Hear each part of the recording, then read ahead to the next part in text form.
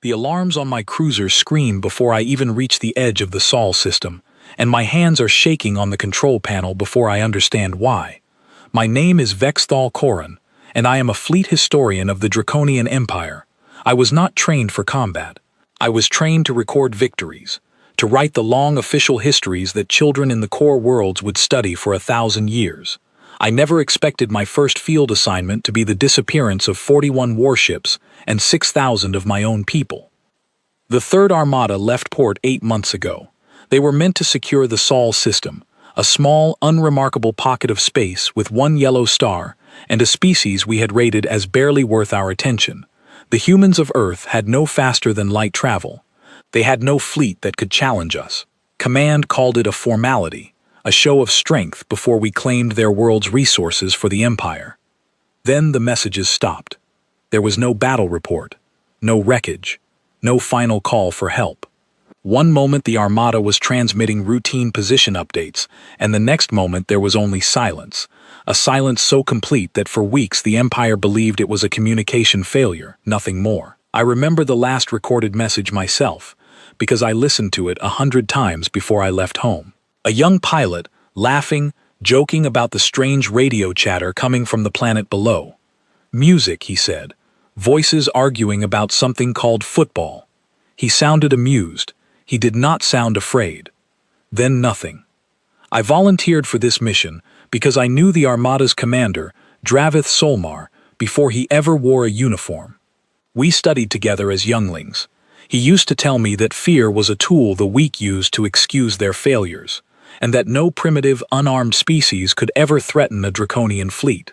I believed him. Everyone believed him. That is why his silence terrifies me more than any battle report ever could. My cruiser is small, built for diplomacy and record-keeping, not for war. I was given strict orders: observe, record, do not engage, return with answers, not opinions. The Empire does not like uncertainty, and right now, uncertainty is the only thing anyone has. As I cross into the outer edge of the system, my sensors begin picking up shapes, large shapes. My breath catches somewhere between my chest and my throat, because I recognize those silhouettes instantly. Those are draconian hulls. Those are our ships. I slow my approach, every instinct screaming at me to turn around.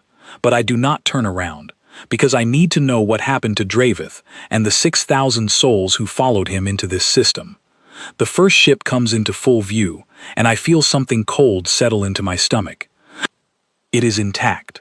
Not a single hull breach, not a single scorch mark, not one sign of a weapon ever being fired anywhere near it. The great cruiser floats silently against the black running lights, dim to almost nothing, like a massive predator that has simply gone to sleep in the middle of a hunt. I check my scanners twice, then a third time, because I do not trust what they are telling me. Every ship of the Third Armada is here. All 41 of them, spread in a loose formation that looks almost peaceful, almost deliberate, as if someone parked them here on purpose and walked away. There is no debris field. There is no wreckage drifting between the hulls. There is no evidence of any battle at all, and that single fact frightens me more than 1,000 burning ships ever could, because it means something happened here that our doctrine has no name for. I open a channel to the nearest cruiser, the one my instruments identify as the flagship, the one Dravith commanded personally. My voice comes out steadier than I feel. This is Fleet Historian Vexthal Koran, requesting contact with any surviving crew of the Third Armada. Please respond. Static answers me. Then, after a long pause, something else. Not static, not a distress call, a recording, looping quietly on an open frequency, as if someone left it running and simply forgot to turn it off. It is a voice I do not recognize, a low, calm, human voice, speaking words I do not understand at first. My translation matrix struggles with the rhythm of it, the strange musical quality that draconian speech never has.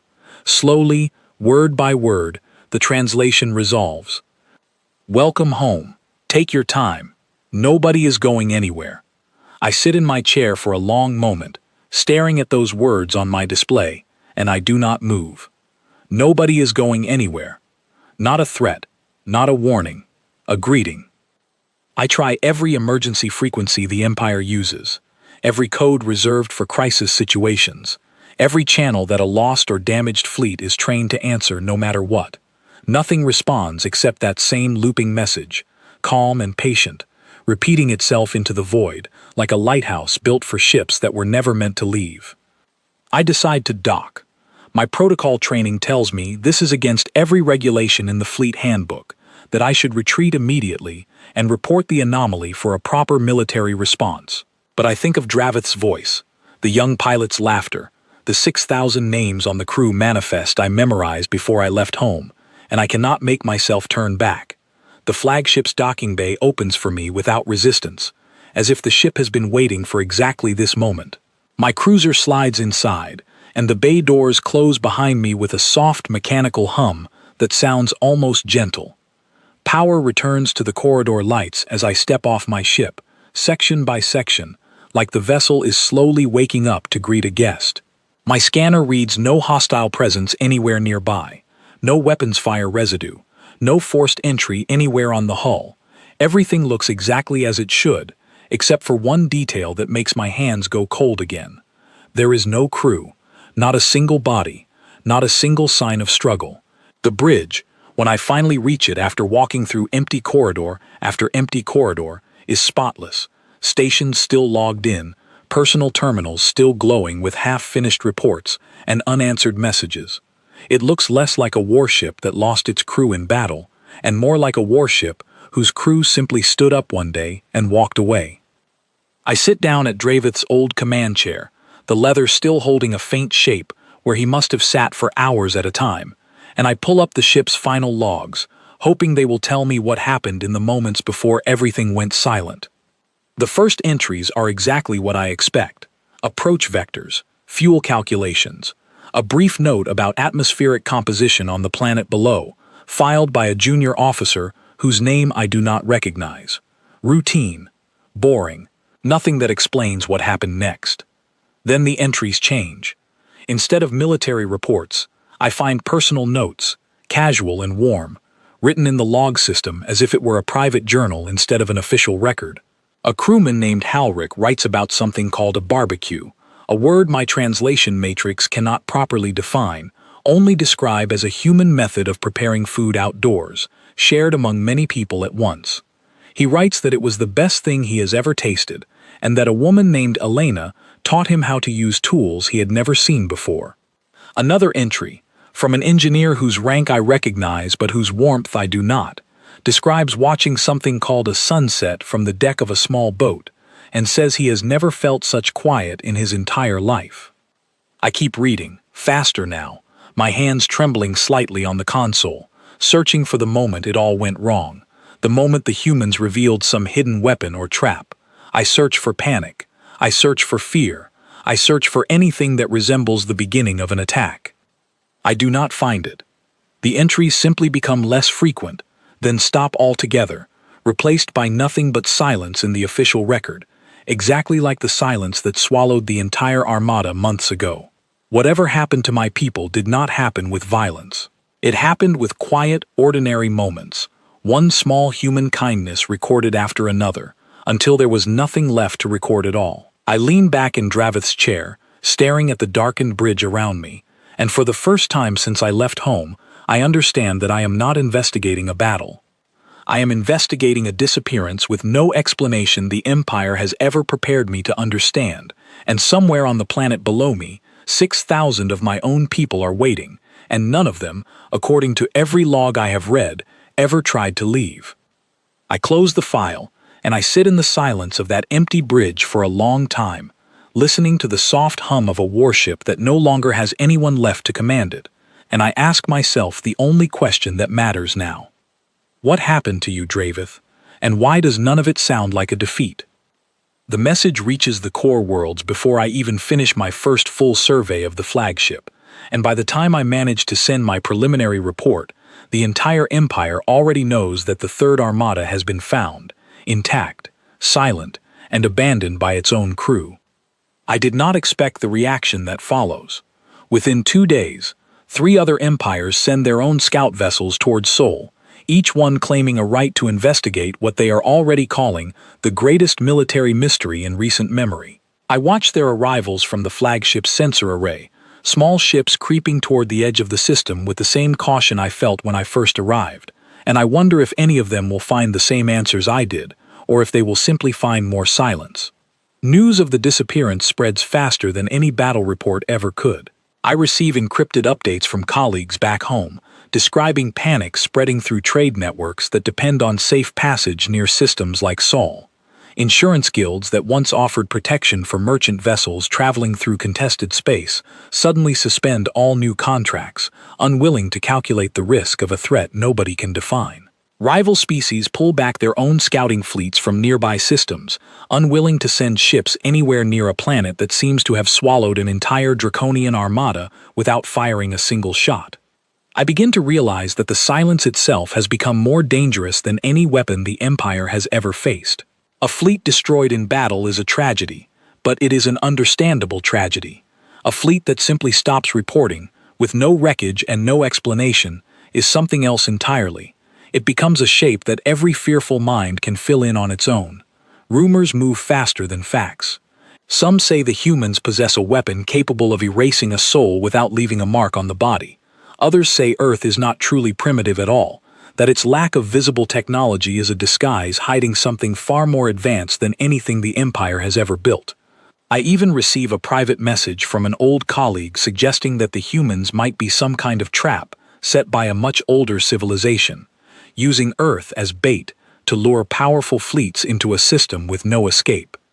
I do not believe any of these theories, not after what I found in the logs, but I understand why they spread so easily.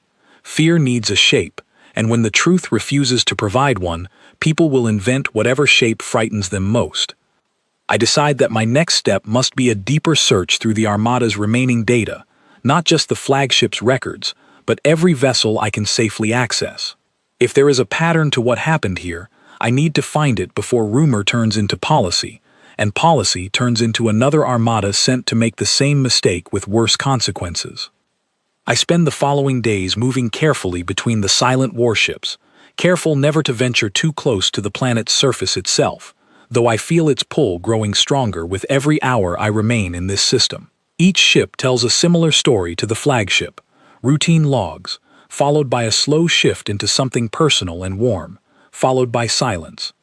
On the third vessel I board, a smaller support cruiser named for a mountain range on our homeworld, I find something the flagship did not have, a partial video recording, corrupted but not destroyed, dated only a few days before the final entries stop completely. I sit alone in the cruiser's dim communications room and play it. The footage shows a young draconian crewman, barely out of training, standing near what looks like a small human settlement built along a shoreline. He is not wearing his full uniform. His posture is relaxed in a way I have never seen from an active-duty soldier, shoulders low, arms loose at his sides.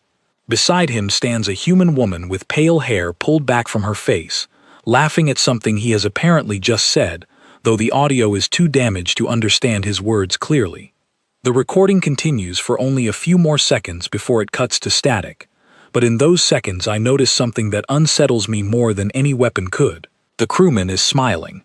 Not the careful, controlled expression the Empire trains its soldiers to display during diplomatic encounters, but something unguarded and easy, an expression I recognize from my own younger years, before fleet discipline taught me to smooth it away. I replay the footage 3 times, searching for any sign of coercion, any indication that this young soldier is behaving under threat or manipulation.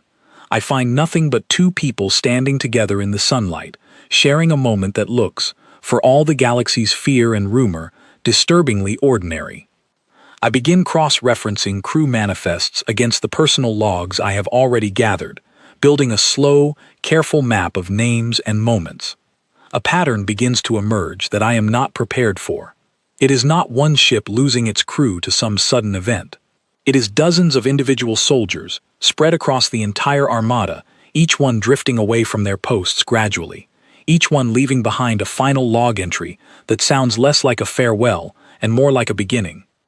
I find an entry from a communications officer named Bressa, describing a human meal she shared with a family in a small town, the kind of detail no military report would ever normally include. She writes about a dish called stew, about a child asking her endless questions about the stars, about laughter that did not feel forced or strange, but simply warm. I find another from a weapons technician named Orvath, describing a conversation with a human engineer about a game called chess, and how strange it felt to lose a match and not feel ashamed of it. None of these entries describe threats. None of them describe captivity. Each one describes something closer to comfort, an emotion so foreign to my training that I struggle to categorize it properly within fleet reporting standards. I begin to suspect, though I am not yet ready to write it in any official report, that the humans of Earth did not defeat the Third Armada in any way the Empire would recognize as a defeat. They simply offered something to my people that our own culture never learned to offer, and my people, exhausted by a lifetime of rigid hierarchy and constant judgment, chose to stay.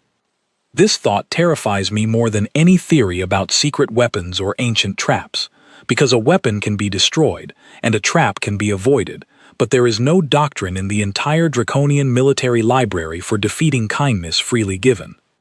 I attempt one more communication with the automated system still running on the flagship, hoping to find something more concrete than personal anecdotes, some sign of the strategic thinking that must have gone into whatever happened here. Instead, I receive another looping message, different from the first, spoken by a different voice, this one lower and steadier. We never ask your crew to stay. We only ask them to choose. I stare at that message for a long time, turning the words over in my mind, like stones I cannot quite fit into any wall I know how to build. The Empire has never once, in all my years of service, asked me to choose anything. Every path of my life was decided long before I understood what a choice even was. Rank determined my education. Bloodline determined my career.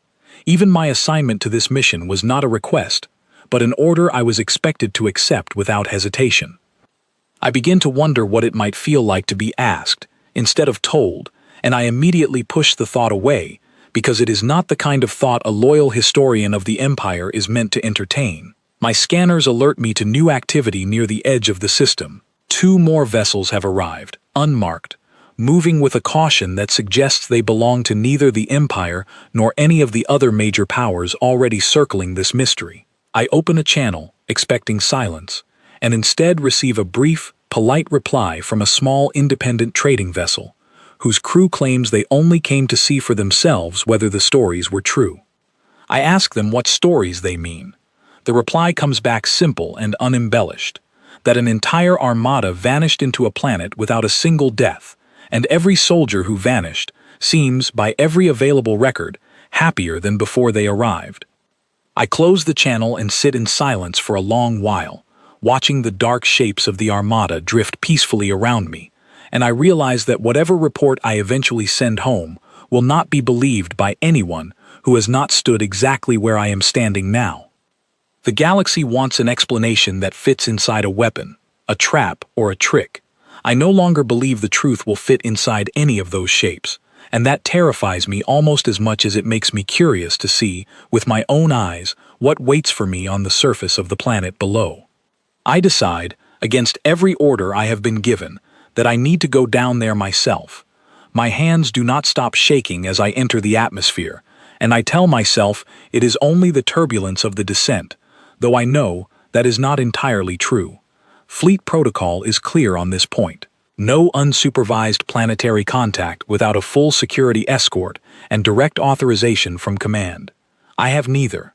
I have a small shuttle detached from my cruiser, a translation matrix I am not fully confident in, and a growing certainty that whatever waits for me on the surface will not match any briefing I was ever given before this mission began.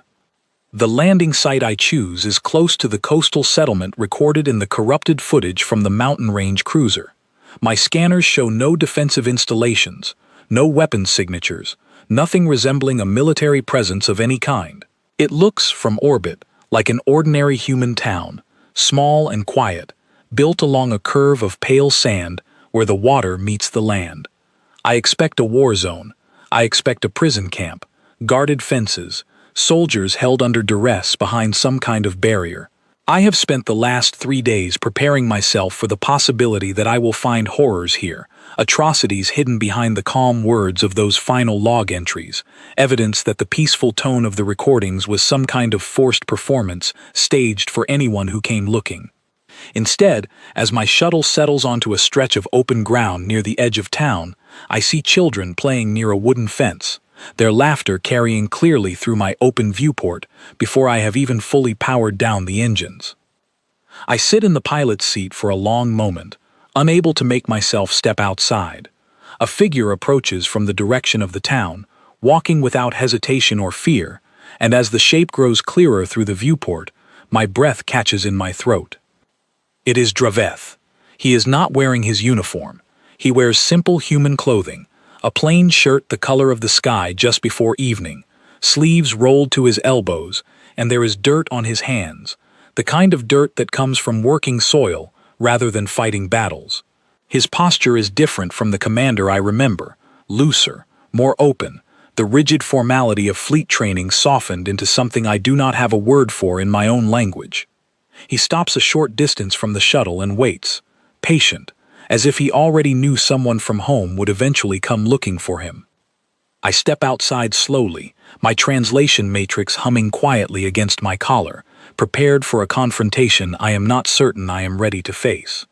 Vexthal, he says, and my name in his voice sounds different than I remember, warmer somehow, though perhaps that is only my imagination working against me. It has been a long time. I ask him the only question that matters, the one I have carried across the entire system to reach this moment. I ask him what happened to his crew. He does not answer immediately. Instead, he gestures toward a small garden beside a modest wooden house, rows of green plants growing in careful lines, and invites me to sit with him while we talk. I hesitate, every part of my training screaming that I should be recording this exchange for official review, gathering evidence, treating this encounter as an interrogation rather than a conversation. Instead, I find myself following him to a low bench beside the garden and sitting down. "Nobody attacked us," he says finally, once we are both seated. "There was no battle, Vexthal. There was no trap. We arrived exactly as ordered, prepared to demonstrate the Empire's strength, and the humans simply asked us why we had come." I tell him that answer is not sufficient, that an entire armada does not simply stop reporting because someone asked a question. He smiles, and it is not the practiced smile of diplomacy I remember from our training years together, but something quieter and more genuine. He tells me that the question itself was not the point. The point was that no human demanded an answer, threatened a consequence, or tried to force compliance of any kind.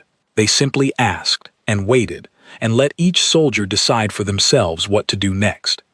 I remind him of everything we were taught, that hesitation in the field is a failure of discipline, that soldiers of the Empire do not simply decide things for themselves in the middle of an active mission. He nods slowly, acknowledging the truth of what I say, but tells me that is precisely why so many of his crew chose to stay. For the first time in their lives, he says, someone gave them a real choice, and let them make it without judgment. I ask him what became of the rest of the crew, the ones who did not choose to remain behind. He tells me, gently, that some returned to their ships and waited, uncertain, hoping for new orders that never fully explained what to do with soldiers who had simply walked away without being pursued or punished. Others left the system entirely, unable to reconcile what they had witnessed with the world they had been trained to serve. He does not know exactly how many chose each path, only that no human ever tried to stop anyone from leaving, just as no human ever tried to force anyone to stay. I press him further, asking whether some form of manipulation might explain the behavior he describes, some technology capable of altering thought or clouding judgment without leaving physical evidence behind. He shakes his head slowly and tells me he considered that possibility himself, in the earliest days after his own decision to remain. He submitted to medical examination by a local physician he had come to trust, a quiet, careful woman named Marguerite, who confirmed that his mind showed no sign of external influence, no chemical alteration, nothing beyond the simple, ordinary changes that come from choosing a different life. I ask him if he regrets it. He looks out toward the water for a long moment before answering, and when he finally speaks, His voice carries a weight I have never heard from him before, not even during our most difficult training exercises as younglings. He tells me that in the Empire, his worth was always measured against a standard he never chose for himself: rank, bloodline, the judgment of superiors who saw him only as a function to be evaluated, never as a person to be known. Here, he says, gesturing toward the small house behind him, toward the garden, toward the sound of a woman's voice calling out something in the distance that makes him smile before he even finishes his sentence. Here he is simply Dravith, and that has proven to be enough. I do not know how to respond to that, so I say nothing at all. A woman emerges from the house a moment later, the same pale-haired woman I recognized from the corrupted footage, carrying 2 cups of something warm that smells faintly of herbs I do not recognize. She introduces herself as Freya, and though she seems mildly surprised to find a stranger seated beside her garden, she offers me a cup without hesitation, and settles onto the bench beside Dravith, as though this arrangement is entirely ordinary. I accept the cup carefully, more out of caution than courtesy, and Dravith notices my hesitation immediately. "It is not poisoned, Vexthal," he says, a trace of dry humor in his voice, that I remember from our younger years together. "Nobody here has any reason to harm you, and if they wanted to, they would have done so already, the moment your shuttle landed uninvited on the edge of their town."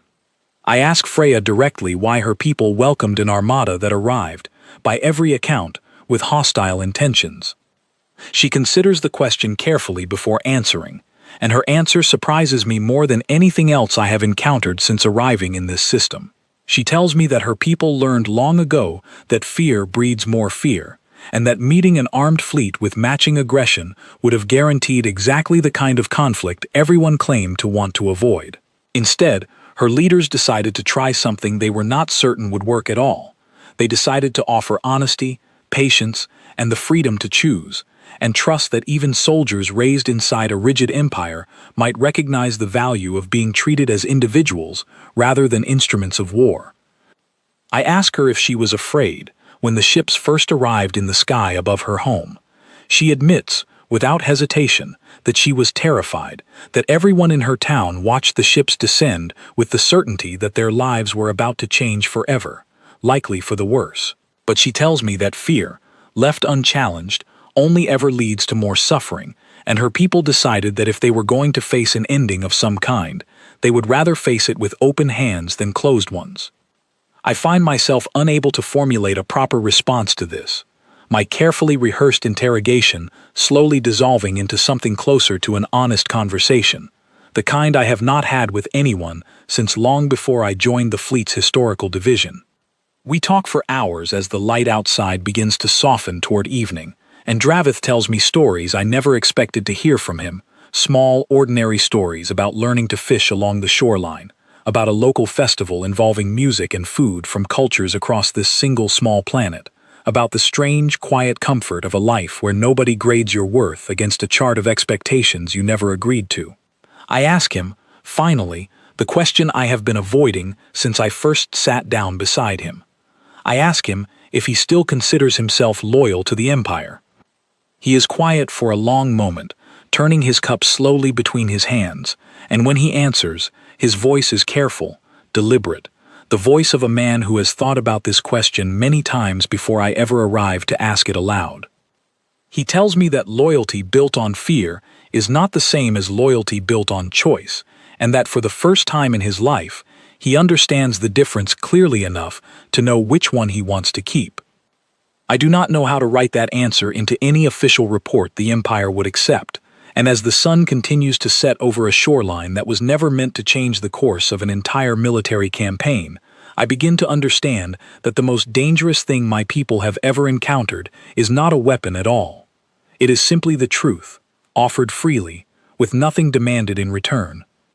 I stay in the coastal town longer than I intend to, longer than any part of my training would ever allow me to justify in a formal report, and each day that passes makes it harder to remember why I was so certain, when I first arrived, that I would find something monstrous hiding beneath the calm surface of this place. I spend my mornings walking through the settlement with Dravith, watching the daily rhythms of a community that operates without the rigid hierarchy I have known my entire life. I speak with a man named Callum, an older fisherman who lost none of his gruff humor despite spending an hour patiently explaining the mechanics of his boat to a stranger from another star system. I speak with a teacher named Iris, who tells me she was initially frightened when several draconian soldiers first asked to sit in on her classes, curious about human history, but who now considers 3 of them close friends. None of these conversations reveal any hidden coercion. None of them reveal any technology capable of altering thought or bending will. What they reveal, again and again, is something far simpler and far more unsettling to everything I have ever believed about strength and weakness. I begin reviewing what remains of Earth's own historical records, granted limited access by a quiet, careful administrator named Godfrey, who explains that his people decided long ago that secrecy breeds suspicion, and that anyone willing to ask honest questions deserves honest answers in return. I read reports written by human strategists in the earliest days after the Armada's arrival, describing their plan not as a trap, but as an experiment in trust, a calculated gamble that beings raised under absolute obedience might respond differently to open hands than to closed fists. I discover that Earth's leadership never expected every soldier to remain. They anticipated that many would return to their ships, confused and uncertain, unwilling to abandon a lifetime of training for an unfamiliar way of living. What they did not anticipate, according to Godfrey's own notes, was how many would choose to stay, and how quickly that choice would spread from one soldier to another, carried not through any broadcast or persuasion campaign, but through simple, ordinary friendship. I attempt to write my official report several times during my stay, sitting alone in the small guest room Dravith's household has offered me, staring at a blank document I cannot seem to complete. Each time I begin, I find myself hesitating over the same sentence, the sentence meant to explain, in clear and objective language, that the Third Armada was lost due to voluntary defection facilitated by unknown psychological methods. I know that sentence is not true, not fully, and I cannot bring myself to submit a report built on a lie, even one the Empire would likely prefer to hear. One evening, sitting beside the same garden where I first spoke with Dravith, I find myself in a quiet conversation with Freya about my own life before this mission, a topic I have never discussed with anyone outside a formal evaluation setting. She asks me simple questions about my family, about whether I chose my career or had it chosen for me, about whether I have ever, in my entire life, made a decision that was not shaped first by the expectations of rank and bloodline. I struggle to answer her honestly, and the struggle itself tells me something I am not entirely prepared to accept. I realize, sitting there in the fading evening light, that I understand exactly why Dravith's crew chose to stay, because for the first time since I arrived in this system, I feel a pull towards something I cannot name, a quiet, persistent temptation to simply remain here, among people who ask questions instead of issuing commands. I push the thought away as firmly as I can manage, reminding myself of my duty, of the report waiting to be written, of the 6,000 names still recorded on a manifest back home that deserves a true and complete accounting.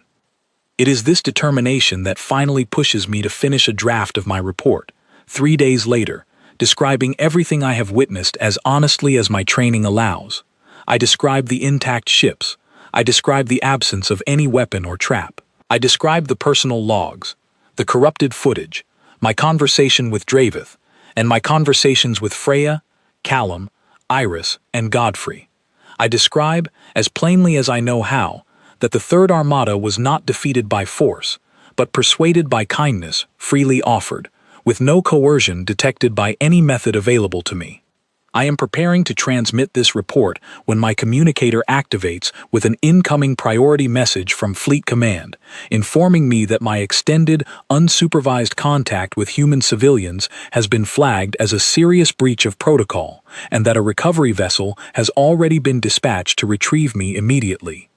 I am given no opportunity to explain myself, no chance to argue that my findings represent something the Empire urgently needs to understand. The message is brief, formal, and absolute, exactly the kind of communication I have received my entire career, the kind that leaves no room for the sort of honest conversation I have grown unexpectedly used to during my short time on this planet. Dravith finds me shortly after I receive the message, and though I try to keep my expression neutral, he reads the tension in my posture immediately, a skill sharpened by years of command experience that no amount of gardening has managed to soften. "They are recalling you," he says, "and it is not a question." I confirm that he is correct, and explain that a recovery vessel will arrive within hours, that I am being ordered to return home before I can complete a full investigation, and that my incomplete report may never receive the serious consideration it deserves once filtered through the layers of fleet bureaucracy waiting to receive it. Dravith is quiet for a long moment, watching the last light of the day settle over the water beyond his garden, and when he finally speaks, his voice carries the same careful weight I heard the first day I arrived. He tells me that the Empire will not want to hear what I have found, because an empire built on obedience cannot afford to admit that freedom might be a more powerful force than fear. He tells me that even if I submit my report exactly as written, with complete honesty and careful evidence, it will likely be buried, dismissed, or quietly rewritten into something safer for those in power to accept. I ask him what he believes I should do instead. He does not answer immediately, and I do not press him, sensing that this is a question he has clearly asked himself many times before I ever arrived to ask it of him directly. Finally, he tells me that the choice, as always here, remains entirely mine to make. I spend my final hours before the recovery vessel's arrival, walking the shoreline alone, turning his words over in my mind, alongside everything else I have witnessed since first descending into this system. I think of the 6,000 names on that manifest, of the families back home who deserve a true account of what happened to their soldiers, of the Empire's rigid insistence that only strength through domination can ever secure loyalty. I think, too, of Freya's question about whether I have ever made a choice that was truly my own. When the recovery vessel finally arrives, its arrival marked by a familiar pattern of engine signatures I have known my entire career, I stand on the shoreline and watch it descend, and for the first time since I left home, I am not entirely certain which decision I am about to make. I know only that whatever I choose next will not be decided for me, and that realization alone feels like the beginning of something the Empire has never once prepared me to understand.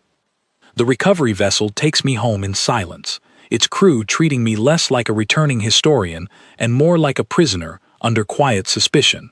And by the time I reach the core worlds, I already understand that the truth I carried across the stars will not survive contact with the Empire's careful machinery of control.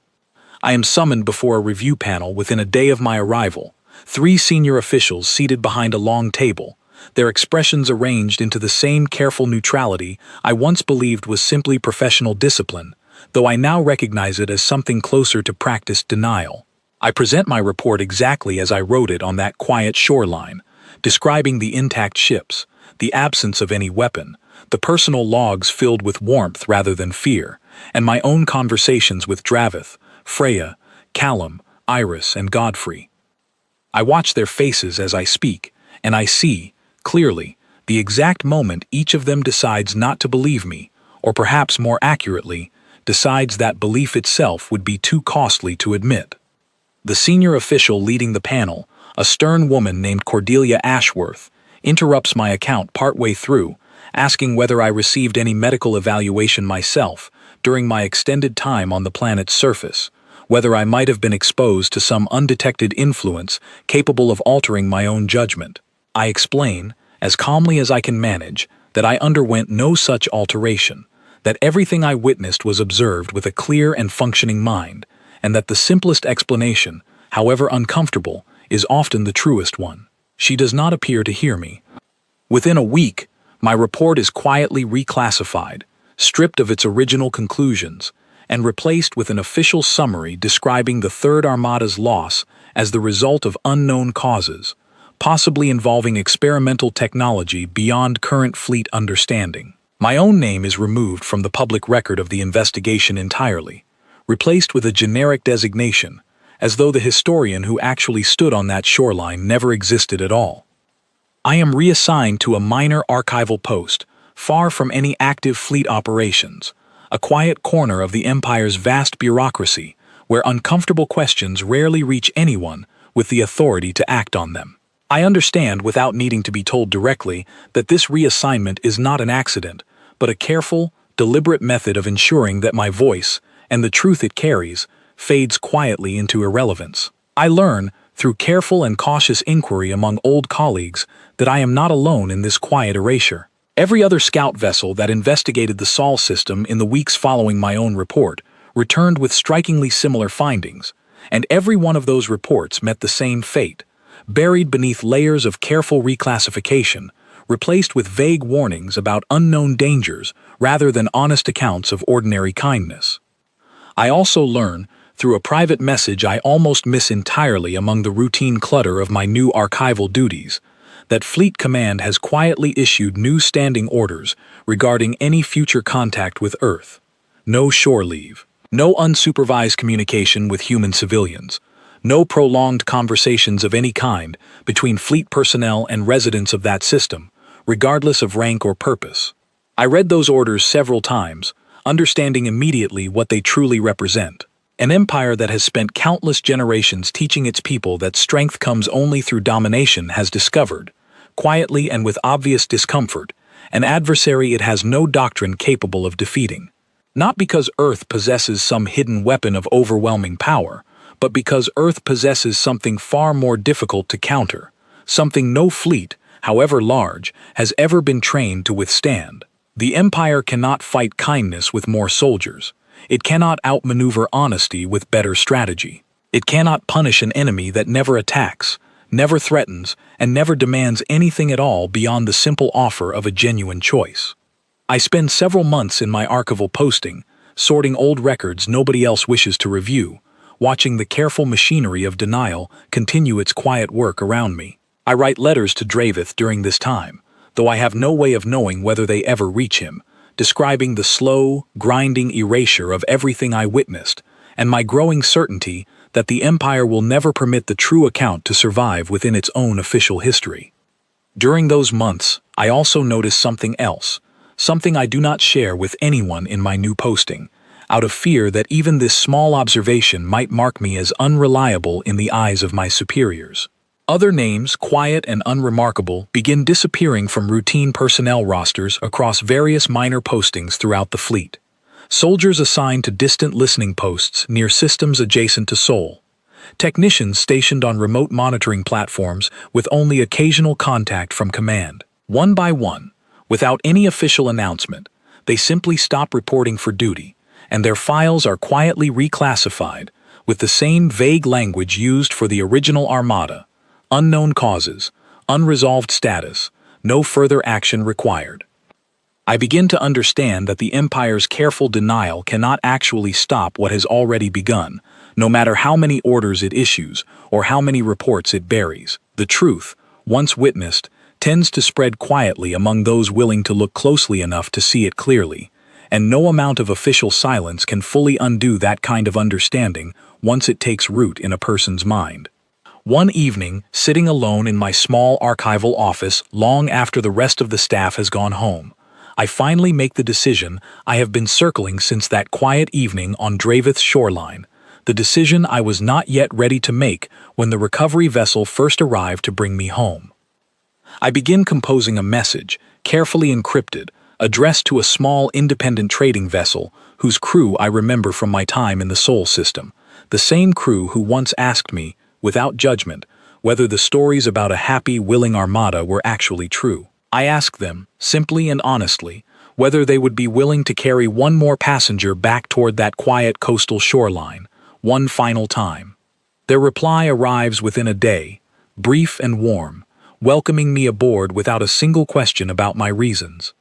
I write this account in the days before my departure, knowing it will likely be discovered and destroyed long before it ever reaches anyone capable of understanding its full significance, and I choose to write it anyway, because some truths deserve to exist somewhere, even if only in a single quiet record meant for nobody but myself. I do not know what the galaxy will eventually decide to believe about the Third Armada's disappearance. I suspect the official story, careful and vague and thoroughly stripped of any real explanation, will remain the accepted account for a very long time, repeated in briefings and warnings across a dozen different fleets that continue giving Sol's system a wide and fearful berth. I know only what I witnessed myself, standing on that shoreline, sharing a quiet drink with people who asked for nothing and offered everything, and I know that whatever waits for me when I finally return to that small coastal town, it will not be captivity, and it will not be defeat. It will simply be a choice, freely made, the first truly free choice of my entire life, and as my transport lifts away from the core worlds toward a system the rest of the galaxy still cannot explain, I finally understand why my old commander never once tried to leave. Some armies conquer through strength, and their victories are remembered in monuments and battle records passed down for generations. But somewhere in a small, unremarkable system, orbiting an unremarkable yellow star, an entire armada was won over without a single shot fired, without a single threat spoken, and without a single lie told. I am the 42nd name to make this same quiet choice, though I suspect I will not be the last, and as my transport carries me back toward a shoreline I have already begun to think of as home, I finally write the only conclusion my report will ever truly need.